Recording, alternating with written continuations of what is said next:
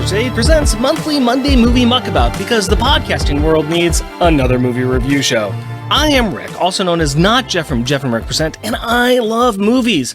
I've got this huge collection of movies, which I keep bragging about, and you all know that along with that collection, I have taken over the lovely LONGBOX CRUSADE attic, which I have been told is much more comfortable than any other room in the house. I think that's true because we've got these wonderful recliners and they're soft. We've got the popcorn machine that always has hot and cold running popcorn. Well, it's never cold, but you get what I mean. But I'm beside the point. I am bragging way too much because, I've cleaned up the place because I knew that Laurel was coming. That's right, Laurel from the Huntress podcast, the Birds of Prey podcast, and not an employee of LONGBOX CRUSADE, right? That is correct. Do not listen to Jared or Jason or any of those people. They don't know what they're talking about. And I'll tell you what, Clinton down in the basement, he's starting to get on it too. He's been struggling with he forgets these things. And I'm like, your room up here is more comfortable than his Fan Film Friday basement. Yeah. So, maybe I should hang out up here when I come to try to deliver this cease and desist order. I think you should. And you will always be welcome up here because I will never put you to work. Well, sometimes I'll put you to work. Sometimes I'll make you watch a movie, but that's beside the point. Laurel, first time here, tell us about your love of movies. What do you think about movies? Where'd you come up with a passion for them? Oh, I like movies. To be honest, I haven't watched as many lately. In the last, 10 years or so at least. But there was a time when I actually would make my own double features on a Saturday. You go in, you pay, you come back out, you pay again, you go in, and I'd be sitting there just me and like music playing. The ads hadn't even started yet because I'm just killing time eating something before the next one. So there, I had that kind of an enjoyment of it. I had a film class, intro to film. Actually, a video production was my major, but they made us take film, and the way film people look at films and process the art of the world is so different than what I can do. I'm more basic than that. But ever since then, I've tried to take those lessons and use them. Mm-hmm. And some films, it's just amazing. And I think I am so lucky to live in a world where I get to do this. This is the art form that I'm allowed to look at. We're not having to, there's something about being in the theater with the dark and the light of the screen, and then this great scenery will come up, or the costuming or something, and you're just like, oh, this is great. I agree.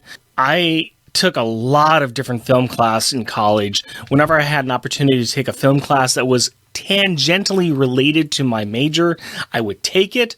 I became an expert at the syllabus. But I completely agree. You take some of those classes, you learn just a little bit more about film, about what to look for. I always remember one thing a teacher told me. We will watch bad movies and we will watch good movies. And you need to watch bad ones to understand what makes them bad and to what makes the good ones good. That is a really good philosophy. I have really embraced it. It's like, yes, even with bad movies, you can sometimes find things you like. And it's okay to find great movies that aren't good. But you also said something about watching a movie and just really enjoying the cinematography or the scenery or the set decorations or the costuming. My wife and I are currently watching The Batman, and we're watching on HBO Max, so we're watching over the course of a couple nights, and I noticed that I really like the cinematography. My wife's like, why are you paying attention to cinematography? I'm like, it's standing out to me in this film. I like the aesthetics of it. I like what it's doing. I like how the storytelling that's telling.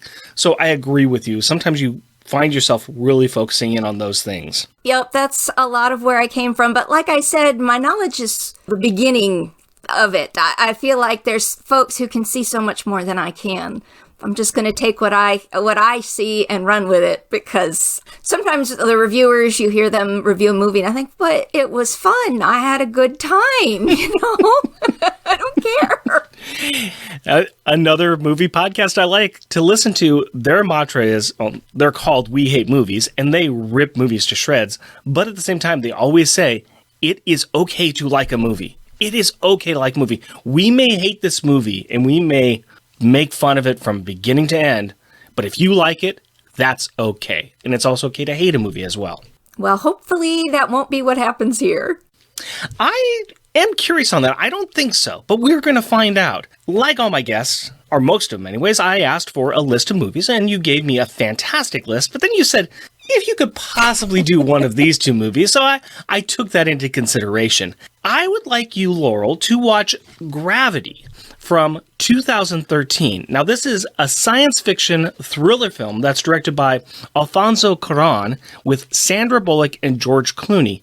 Besides that, what do you know about this film? Absolutely nothing. I know that they're supposed to do some interesting wire work, I think, some sort of something like that. I know the visuals are supposed to be interesting.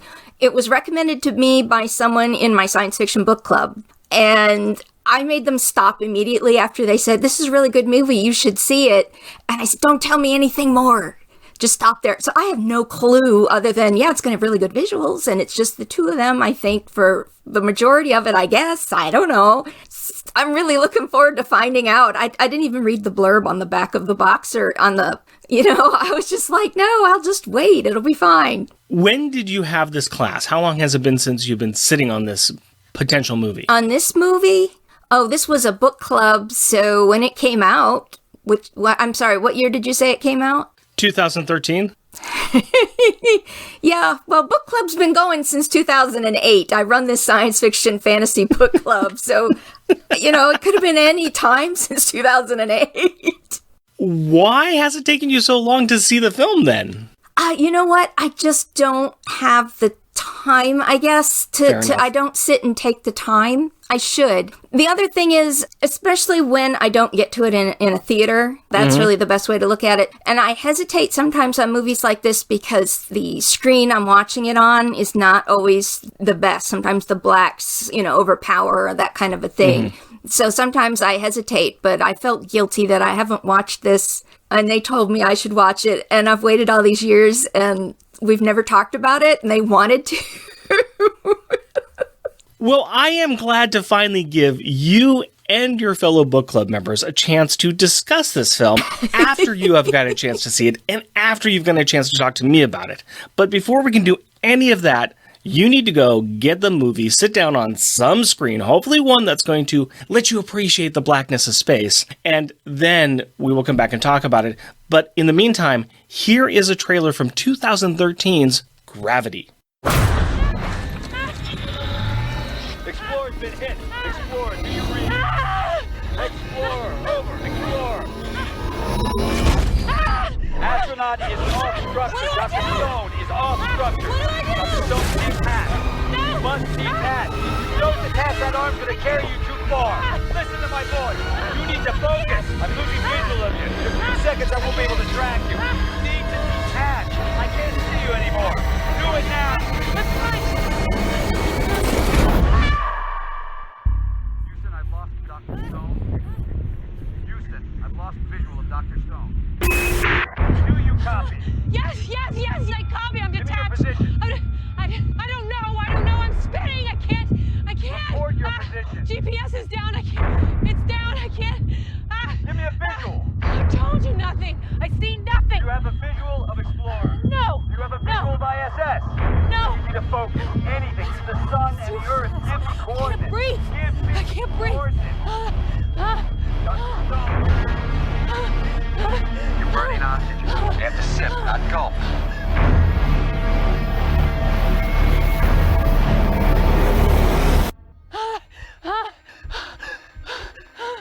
So where's home, Dr. Stone? Lake Zurich, Illinois. Is there somebody down there looking up, thinking about you? I had a daughter. A little girl with brown hair. Tell her that I'm not quitting.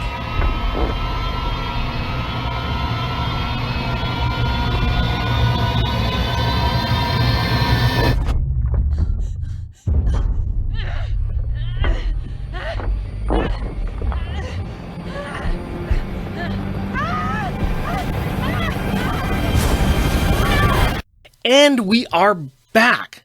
So I hope you had a chance to watch or rewatch Gravity, but if you have not, I will take a moment and give a quick synopsis of the film.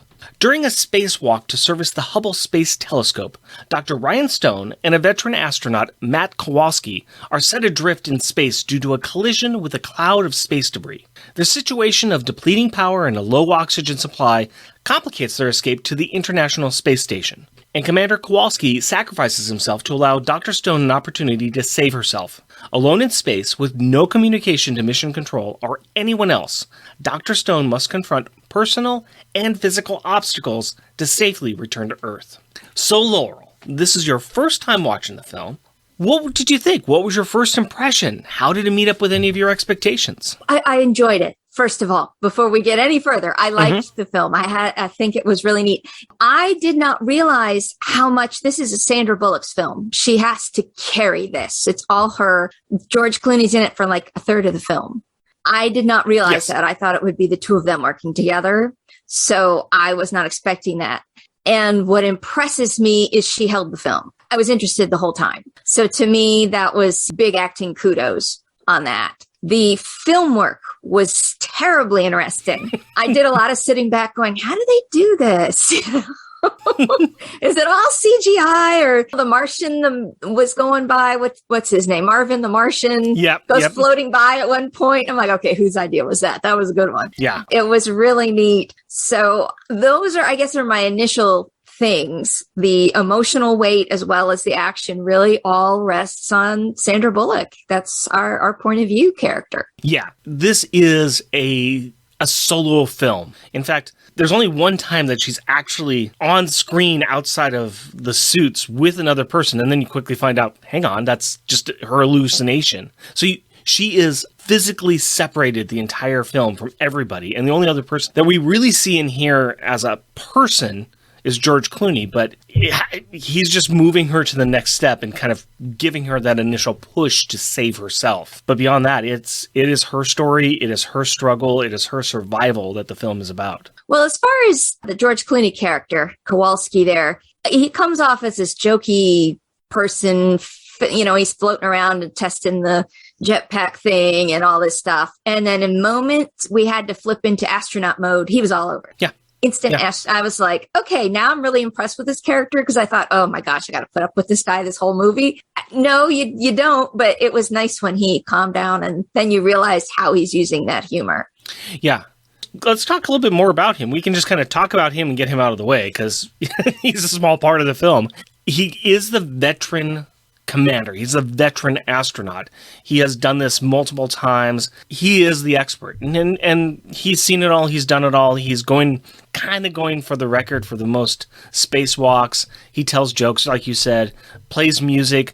He's a bit of a cowboy, but instantly when action occurs, because he's a veteran, he lets the training take over, and he knows how to relax, calm down in the situation, and talk to people. It's the reason probably why he is the commander, is because he knows how to do this very well. How'd you think about pretty boy, solid George Clooney in that role? Did you like him or not? Yes, I did. I think he did a nice job. I think when he has a good voice for steadying her. Mm-hmm. When he has to say, you need to do X, Y, Z, disconnect right now. I need you to do this. And then when they're floating and he's like, okay, well, tell me about what's on Earth for you. He's trying to talk her down. Mm-hmm. And then when he gives her instructions or encouragement or whatever, it worked really well, because I think his voice changed and he went into full astronaut. That was one of the things that I was questioning about this, is she's had the 6 months of training, but she's not an astronaut. You can just tell because of the way she's reacting to the problems, where he had that self-confidence that she didn't quite have there at the beginning, especially. I would argue just a bit in saying that once you get up into space, you're an astronaut. I would say that she's not experienced with it. It's her first time. She's had the 6 months. We hear her talking later on about how she has gone through the simulator and always crashed it. She is brand new. This is her first time up there. This is her opportunity to do this. But yeah, she is green behind the ears. She's a newbie up there. She's a new person to this entire situation. Well, it sounded to me like she was in the medical field of some sort. Yes. Yeah. And so it hit me that it's not something that she's been studying for her whole life kind of thing, devoted stuff to. Although I will say Sandra Bullock, as far as when she does get out of the suit, she's very sleek. She's not overmodeling muscled, but she's definitely in good shape to be doing this. I thought that was, you had to have that for this movie. So I'm glad that the actress took the time to do that, because Lord knows I couldn't pull that off. But I did want to say that you could tell that she'd been working for this movie, both the character as well, of course, as the actress. And I think the relationship between the two, I think the chemistry between Clooney and Bullock is really good, and it's believable. They're not close, but you can tell that she does respect him, and he commands the respect, but at the same time, you can tell that they've got a good working relationship, and they've had a good working relationship in this flight that they've taken. Yeah, I will agree with that. I don't know if you want to talk more about her. Can I get into that more? Let's dive into her. I think we've talked enough. We'll probably circle back a little bit with... That was his role. His role is to be her booster, to help her get settled. Her booster physically and mentally, because, he was the booster to get her to the next step. That's true. I was thinking when he tries to find her, when she's spinning out in space, well, for one thing, I know why I didn't see this in the theater. I would have been motion sick really, really bad. When the Earth is flipping over and over, I get disoriented on where we are when she's climbing around the outside of ships, the space station and whatnot. And I'm like, oh yeah. At one point I had to push I was watching on my laptop. I had to push it a little further away from me. I would agree with that. I think that the way they filmed this, the music, the sound, the visuals, it all helps to build into that claustrophobic feeling or that motion feeling, depending upon what's happening. And I think the director and the cinematographer and the entire crew did an amazing job to show that and to have those feelings. I was watching it last night, and my wife came out and said, sound is a little too loud. I'm like, oh yeah, I have it cranked up really loud because I need something. Everything else is quiet. You see the dead of space, and the music comes in, it starts pounding, and it's the beat of a heart going faster and faster as she's getting herself worked up. They do a really good job of conveying everything about what's happening, especially when she's in the suit and you can't see her, she can't emote. Just selling it on the motion and the shots and the cinematography. Well, I think they did a good job of showing her face through the helmet. And I did like that it would steam and then drift away, so you could see the breath, because she did a lot of heavy breathing in this. She's panicking quite frequently. With reason. I mean, nothing like having everything keep blowing up, and there's fire and there's all kinds of stuff going on. So, but when she was spinning initially out in space by herself, I, in my mind, went, I wonder if the rest of this movie is going to be a hallucination. Mm-hmm. And she's really dying out here. When we get through the whole thing and get to the end, and I'm like, oh, okay, so it wasn't a hallucination. Because some of the yeah, sure moments, I was like, well, maybe this is just her mind. Where her mind actually was playing the tricks on her was when she was doing oxygen deprivation, when she decided she was going to suicide there, as sort of, she didn't have any hope left. I found it interesting that she was so driven to survive, especially after the loss of her daughter. Yes. Because it seemed like she was maybe half living, because she worked and she said she drove, and that's all she really was doing. And so the space thing was something new that she had to work on to keep their funding or whatever. So I was surprised that she wasn't more ready to, quote unquote, be with her daughter, that she had this drive to live. So when she says she was afraid, who's going to mourn me? Who's going to say a prayer for me? And then she said, nobody ever taught me how to pray, which I thought was very poignant. But when we get that sort of hallucination with him, again, it's the step forward, like you were saying. And suddenly she's got a resolve that she didn't before. And when she gets to the end and she's like, look, I'm either going to die or I'm not, and I'm ready to go. You weren't seeing that in the beginning. I think it was more, I want to survive out of fear, where this was more, I'm going to survive because I'm feeling fierce about living again. Right. Yeah. I would agree with that. Yeah, that flip right there made a big difference for me. In this rewatch, the one thing that I was thinking about is, maybe it's the trying to put realism to it, but the first thing I thought of was they do a lot of psychological profiling before they allow somebody to go up and do this. And my thought was, you have a lady who's by herself, she lost her daughter, she has kind of built herself up to do this. I was like, is this really the person that NASA wants to send up there? I think that she has some emotional baggage that she has not resolved in her own mind, and you kind of need to go up there resolved. You have to rely on yourself, your training. You have to rely on a lot of things. And there's this giant question of her daughter's death and that she's alone and she doesn't have anybody. I'm like, that might be something that somebody would raise their hand and say, hold on a second, maybe we should take this person off to the side and make sure they're ready to do this. But I think you're right that by the end, she has that conversation with herself and like, no, I want to live. I want to move forward. I want to make sure that I survive. I found it interesting that she was talking about praying because in the International Space Station, we had a Russian icon in the return vehicle. And in the Chinese space station where she ends up at the end, we had what looked like the little Buddha. And I thought, so basically the other astronauts were already in this mode. They already sort of, I got the impression that astronauts, especially from watching things like The Martian, they know that the possibility of death is right there. Yeah. And so that's why I still argue whether she's in the right mind frame for that, if the training has reached that point with her. So that kind of goes with what you're saying. Is this the right person to have in this role? On the other hand, if something did happen to her, there is no one to have to be without mom, that kind of situation. That is true. That is true. I mean, it's sad when to look sad. at it that way. It's a good conversation that you could have with the idea between science and faith. And this movie almost questions or brings forward that it's okay to have both. You need to have the faith in science and the faith that you will do the training, you will make these things happen, and you will survive if you follow these. At the same time, your own spiritual self and your own self, it's okay to believe in something beyond that you don't quite understand just for your own personal mind and sanity. So it's showing that there can be a balance in there and that both things can exist together. Yeah, I think, like I said, Sandra Bullock carried this movie beautifully. I'm not bored. I'm not like, I don't like this person or whatever. She's making all the appropriate things. I loved it when she finally got so mad and she gets up and I hate space. I'm like, yeah, I thought that about 30 minutes ago because this is really intense.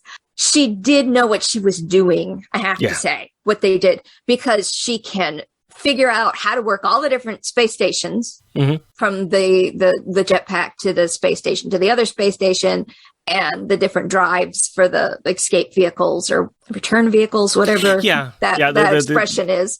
So she knew how to do all those things. She did not panic when there was fire, although in the camera work, when you get in those narrow shots, I thought I could not be in this even on land. This thing would give me such claustrophobia. But as she's swimming by, and I loved how the camera sometimes had her in the shot, and sometimes it was from her point of view. The minute I saw the fire go by, I thought, oh no. Yeah, you don't want to see that. You don't want to see that at all. But she was occupied with other things.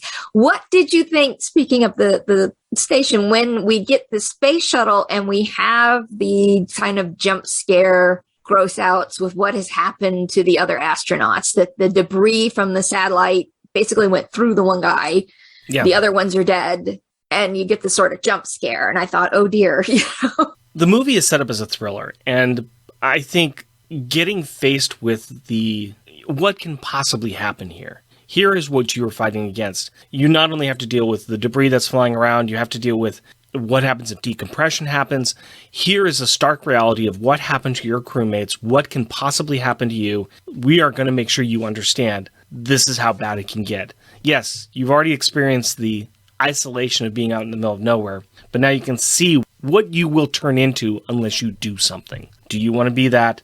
Do you want to die in this cold vacuum of space, or do you want to get back to Earth? I think that's starting to put the fear in there. I think you need that in this film. I think you need that reminder of these are your choices that can be happening here. You've got the live person of George Clooney. You've got the damaged body of the one astronaut who was out there with them. And you've got the two people who were inside the safety of the space shuttle. As the space shuttle was destroyed, there they are. Okay, what's your choice? How are you going to deal with this? So a little bit of gruesomeness, but I think it was needed in that. I think it was a reminder of what she's facing. Everything has to be a reminder of what she's facing. What do you think of the contrast between that and the ham radio that she picks up? and she's hearing about life on Earth. In sort of, she's got the dogs that she can hear, the baby, the lullaby. What do you think about that contrast? I like it. I think that's where she is on. She's on the escape pod from the International Space Station, the Russian one, and she's trying to get over to.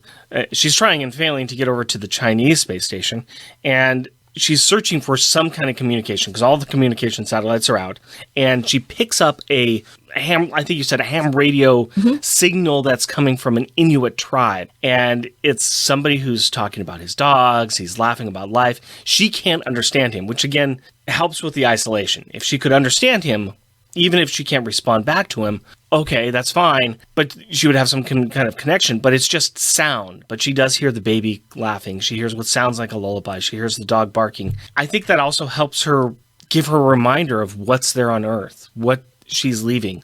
The isolation that person's feeling and the isolation she's feeling, she's seeing some connection there, but she wants to get back to that. She wants to own that again. What's your thought on it? I think that it helped make the hallucination possible because she had sort of settled into this quiet space. It also helped me as the audience connect with her as a person. Here she is woo-wooing with the dog because she honestly would like to howl herself. Then you have the child sounds, and there she is without her daughter, and you see that tragedy happen. So you can kind of sympathize with why she might want to relax into death with this sound going on, because that's when she turns off her oxygen. And then when that leads into the hallucination of George Clooney's character again, that encourages her, you've got to, what did he, plant your feet and start living life, is what he says. I was ready to root for her because I had touched what was in her heart. So I thought they did a nice job of that. The jump scare, I think, again, was there for us as the audience. So we know this is a serious business. These horrible things are the outcomes, like you were saying. And then on the other hand, if she lives, here's the nice things that can happen. Here's the things that are touching and human. That other side of this. Let me ask you this really quick. When George Clooney showed up, did you think that it was a hallucination, or did you think it was real? I thought it was real. I thought it was real for a while. And I was surprised that it was fake, because initially he's like, oh, it's a great story how I got here. And I'm like, since he'd been doing that the whole time, telling stories like that, I thought, yeah, it is a good story. What'd you do? Find something to gain momentum off of? I actually went and asked my dad about that because I was trying to understand how mass and momentum work in space when they were, the tethers they keep knocking each other around like that. And I thought maybe he found something. You can push off something in space that's bigger than you will move. So maybe there is something that he found in the, I don't know. Because I was trying to understand why he was drifting away from her so hard. But I loved in the scene that we're talking about when he pulls out the Russian vodka. And it has a little sippy thing, a little straw. And I was like, man, they're ready for alcohol in space. This is wonderful. They got a straw and everything. It helped you believe it because he said, did you find the vodka yet? He knows this stuff. He's a veteran up there. He knows where the Russians hide the vodka. They hide in the same place in all the vehicles. It's always right here. Yep, there it is. Yeah, you didn't find it yet? Okay. He knew exactly which buttons to press. It just felt real. And then she turns around and he's not there. And all the lights are out. And yeah, this was just in her mind. I found the lighter weight spacesuit because she's out of the big white puffy one, and she's in a different one that's for work around the station. The way the costume is done, where the sleeves come down over the hands and then the fingers are sort of loose, it gives a little bit more of a vulnerable look. I think that's a visual cue for us. And that definitely came into play with what she was doing before and after him. Before, it looked like it was a weakness, and after, it looked like a strength, because now I have to do things with these hands. I found that kind of concentration on those visuals really worked for me. Speaking of visual, I noticed something, and I think it's there for a good reason. When she first gets to the space station, she gets oxygen again, and she takes off her suit, and she's shucking off her suit, and you see her actual toned body. She gets herself up into a fetal position in front of the window, and she has a moment there where she's She looks like a baby in a womb. And there's even the cord that's behind her that looks like the umbilical cord. There's a little bit of safety there. There's a little bit of, she is reduced down to the smallest thing, the smallest child, and she's feeling safe for a moment. But it also is a bit of a restart for her, too. It's like, okay, you're now on your own. You now have a chance. You have to grow up real quickly and survive on your own. There's a lot in that scene, and I found it to be very, very beautiful. I find it interesting that that's what they used on the promo material, that shot was what they were using. I also was trying to figure out why gravity? The gravity of the situation, the Earth's gravity? Yep. The fact that when she does get back to Earth, she's got to fight gravity to stand up, and that was a struggle. I sort of was like, why that? And even gravity with the space stations and the orbits, because orbits are based upon gravity. And everything that's occurring is because of the gravity of Earth pulling at it and the orbits of the objects in space. So even though there is no gravity out in space, and you can fly around, you can float, everything that is occurring is because of gravity. And like you said, too, the gravity of the situation, too, that's in there as well. I think it's a good title. I really like it. I sit around and think about these things if it's not an actual obvious line in the movie. Sometimes you're like, there's the title, that kind of a thing. Or it's the major descriptor or whatever. So it was interesting because I'm like, could have been space or something. But then I started thinking of all the definitions for gravity and how it would all work. So I did that. I thought one other thing that I liked, the fact that we had a countdown clock for when the debris is going to come back around. The villain of the piece is this cloud of debris.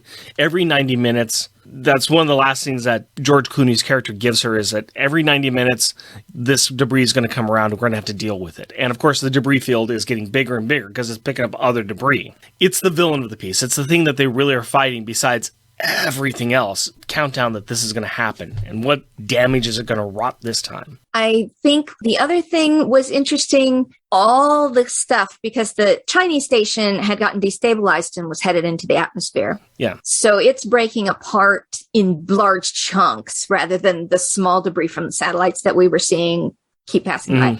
As it's all coming through the atmosphere, and there's all the streaks of the different objects, and you're trying to pick out her object. And I found it interesting that on the radio, we're getting that sense of hope because Houston is now on there saying, can you identify yourself? We see the vehicle, And I thought, well, wasn't that interesting how they were able to do that? It's one of those moments where I think technology, we went through this whole big space movie, but no, it's the escape vehicle at the end. And I'm like, wow, how did we track that?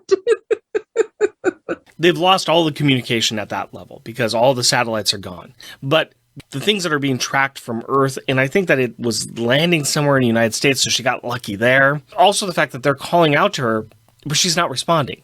Here's what she's been waiting for, but because of the insanity of what's going on inside the capsule, she can't or won't respond.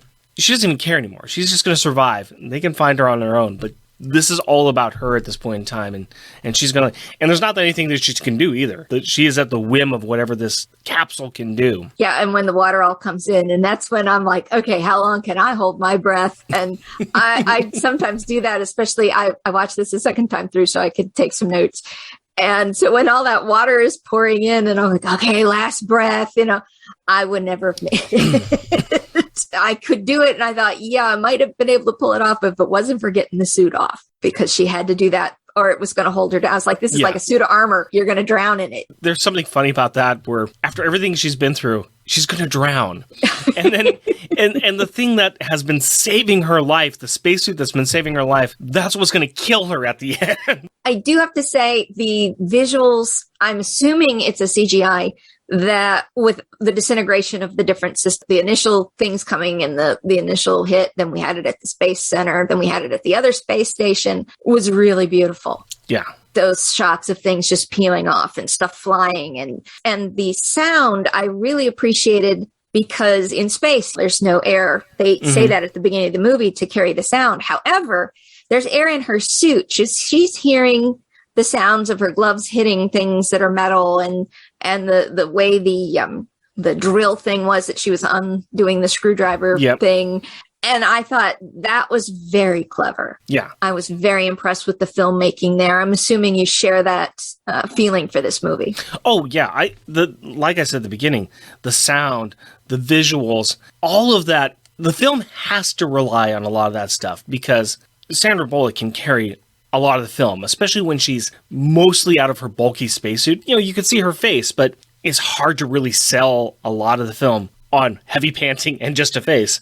So once she gets out of that suit and she's there, we can get her more. Up to that point, and for most of the rest of the film, we are relying on the beauty of space, the terror of this cloud, the sounds that she can hear when she can hear sound. There's that moment where George Clooney comes in the space shuttle, which, again, you think about it, it's like, okay, this isn't real because she would have died right there. But that's okay. But when that happens and all the sound goes away, and then as the air starts to refill in the cabin, the sound comes back in, all of that kind of builds into this other character, this other being, this presence in the film, which is the rest of everything else. And it's beautiful. It really is. I think they did a lot of amazing work to make the beauty and the danger of space. It's an alluring film. It recognizes what terror and what the danger is, but also the beauty that can also be there as well. Yeah, I think they did a really nice job all the way around as far as technical work, using sometimes when she's looking out the window and we get the reflection of her with the reflection on the suit and the reflection on the window. And I'm like, okay, now we're into like triple reflections. This is really interesting. When she cried, the droplets were coming out. Yes.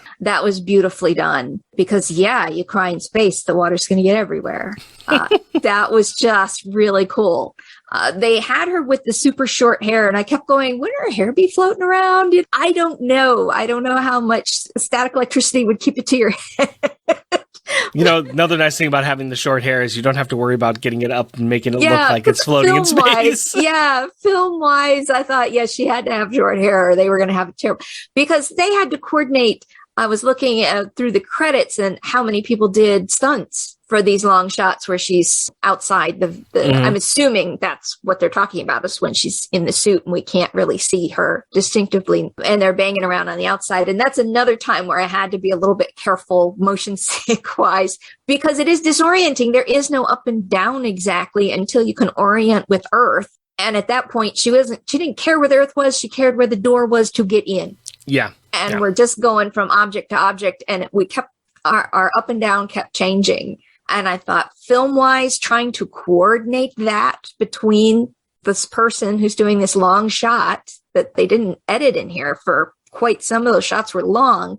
So coordinating between their motion, the camera motion, the lighting and all this stuff. And I thought, oh my goodness, I don't know how much is CGI, but even if it's just trying to coordinate the person floating around, what a really interesting way to make a movie. It built tension, we're so disoriented and you're like, where is it? Where is it? Where is it? That pressure kept getting bigger and bigger. And I thought that was really effective. It was beautifully made. Yeah. This film was a feat of engineering in itself.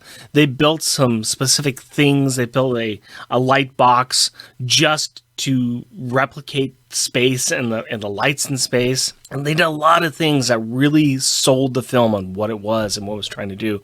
And it's very beautiful for that. It really is. One other thing I wanted to just quickly mention, we should mention Ed Harris's voice as Mission Control in Houston. I was thinking about it, and we know that we have some amazing actors who have wonderful voices. James Earl Jones, Morgan Freeman. We know these people, but I think we forget how commanding Ed Harris's voice is, especially in a space movie. You hear Ed Harris's voice and you think, oh yeah, this is a space movie. You feel, I don't know, what's your feeling on Ed Harris? I honestly did not identify that that's who that was. I just sort of in my mind go, okay, random person. And when I watch the credits, some of that goes by too fast for me to catch. So I'm usually looking at the job description than the names because it's just too fast. But Mission Control was willing to joke around as well initially. They're sort of feeding into Kowalski. And then again, the minute things got serious, I totally believed that voice. They knew what they were doing and I believed them. Yeah. And I think that's the job of that position. The person who speaks to the astronauts better have that kind of a voice. It's like George Clooney had the right kind of voice to calm everything down and redirect everything. And I felt like that's what that was signaling to me, it's okay, we've got this. Yeah. The just gravelly enough voice. You can tell it's caring. You can tell it's joking with him. They're joking with him out of the side of their mouth. They're doing their job, and you can tell they're joking, they're having fun, and then you can tell that they turn towards the microphone or they turn towards the situation. We have a problem. You need to pay attention. Abort. And you believe that voice, the authoritativeness in the voice. And you need somebody good like that there. And you didn't recognize the voice, but at the same time, there is, from watching a lot of movies, there's something in there that, like, wait, I know this. I know this voice. This is somebody who, when they speak, I want to listen because they know what they're talking about. What did you think of the very end when she's trying to struggle up onto the shore? Did you find that a satisfactory ending, or would you have liked to seen her rescued? No, I did not want to see a rescue. This is a movie about her. She had her team that she saw die, and she fought, and she survived on her own. I want to assume that she gets rescued, but I don't need to know that story, because that would be about other people rescuing her at that point, instead of what she has done so far, which is rescue herself. And she's rescued herself physically and mentally, and she's willing to go on living. And I think it would have cheapened it for the story that they were telling to even see a helicopter coming, because okay, somebody else is going to come and rescue her now. She's already rescued herself. Anything else is superlative at this point in time. So I preferred it being solo. I preferred it being about her. I think it said a lot more about her as an individual, her as a vision of strength. And I think going to the little bit of feminist part of this too, go girl. I mean, go woman. You've done a great job there. And I mean, this is what you can do. This is what you can strive to be. You don't need help to do this. You can do it on your own. Do you think it would have worked with a man as well? I'm wondering if that was part of the appeal. Well, I think we've seen the story before with a man. Like Survivor? I think we've seen men in this kind of position before. We expect that. We mentioned The Martian with Matt Damon. We've seen those kinds of stories before. I think having Sandra Bullock in this role, who she brings her own cachet anyways, and we've seen her a lot of times. We've seen her in some strong female roles, but we've also seen her in kind of a little bit of girly roles. I mean, even in her strong female roles, she's always got a little bit of that girly side to her too. But this is on her own, vulnerable, and with the weight of the world or the weight of space on her shoulders. So I think that it works. I think it does work more effectively. I don't think it could have worked at all with a male in the role because, whatever. This is more akin to looking at Alien and looking at, Ripley's character. And I want to see more of that. I want to see that character. I want to see somebody who is willing to show the emotional side as well. Yeah, we definitely get the multiple sides of her in this. Yeah. And that works. I like how she's reclaimed herself at the end. Yeah. That really works. So I would tend to agree with you on that. I think it works better having a female in that role. It would have been like you were saying, here we go again. Yeah. And to even go forward, I think that thinking of Captain Marvel from Marvel Comics or Marvel Cinematic Universe, in that film, you see her continually standing up after she's fallen down. I think they took that from this film because it's that you're on the ground and you're fighting, after all you've been through, and you are still standing. There's something very strong and powerful in that shot of a woman standing back up and saying, what's next? Bring it on. I'm ready for the next thing. Yeah, I just overall, this was a very enjoyable movie. Really liked it. It's one of those that drove me downstairs and I'm chattering at my dad, that I live here. And I just I saw this movie and telling him all about it. You're not going to see it, are you? Because I'm going to, and then no, he's like, it's okay. I'm spoiling the whole thing. I was having a ball. So I'm definitely glad that this is the one you picked for me, I have to say, because I really did enjoy myself. And I liked going on this journey with Sandra Bullock as a character to lead us so that I really could identify with her. I enjoyed this one as well too. I picked this one and watched it again last night and realized I really do like this movie. I really do enjoy this movie. But that brings me to the last question, or one of the last questions I have, and that is, how much did you enjoy this movie? We rate this on the show with bags of popcorn, full bags of popcorn, 1 to 5. 1, you hated it. 5, you loved it. We got all the numbers in between. How many full bags of popcorn would you be willing to give this film? As much as I like it, I think I'm going to settle at 4. Mm-hmm. It's not the best thing I've ever seen. Oh my gosh, can't believe nobody's ever seen this kind of movie. On the other hand, it's definitely above average. Yeah. This is not just an average thing. No, this is really a great, well-made piece of work, especially, I don't know how much direction they gave her, but I think that was just wonderful. But I think having a movie with some more characters might have maybe bumped it up a little as far as what I want in a movie as a 5. I usually want a little bit more to it. So that, filmmaking wise, it's a 5. She did really good. But on the other hand, I'm like, no, but there was just sort of just her. What kind of movie do I favor? Yeah, I'm with you. This is a really great movie. I'm with you on a 4. I don't know what it is that's keeping me from getting that perfect movie status, but there's just something. Well, we only have one setting, so to speak. Yeah. That's also, I think, part of it, because part of the filmmaking there, I sometimes see, the cleverness of how we're making the movie. Sometimes when we go from different scenes, inside, outside, going up on the crane, whatever, those kind of work.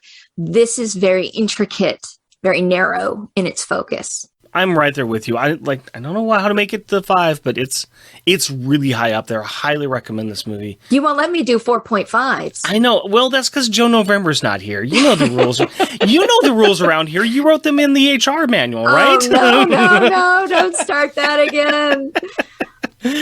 Okay.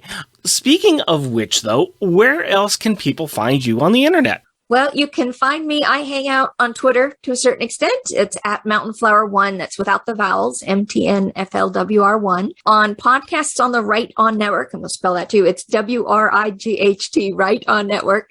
I'm on the Hunters podcast, as well as Feathers and Foes, a Birds of Prey podcast.